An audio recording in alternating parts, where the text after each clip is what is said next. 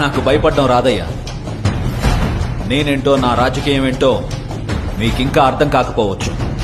కానీ ఒక్కటి గుర్తుపెట్టుకోండి, నేను వైఎస్ రాజశేఖర్ రెడ్డి కొడుకుని.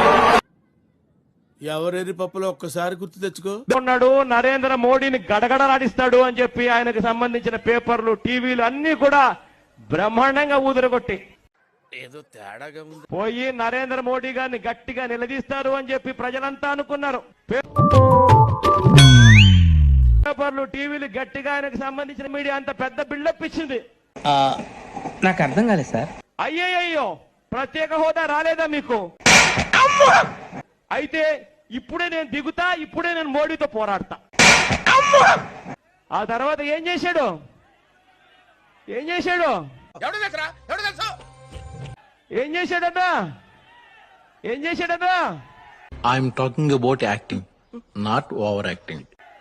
నరేంద్ర మోడీ గారు అక్కడ కనపడతా అంటే ఆయన ఇక్కడ వంగినాడు. నరేంద్ర మోడీ గారు అక్కడ కనపడతా అంటే ఆయన ఇక్కడ వంగినాడు.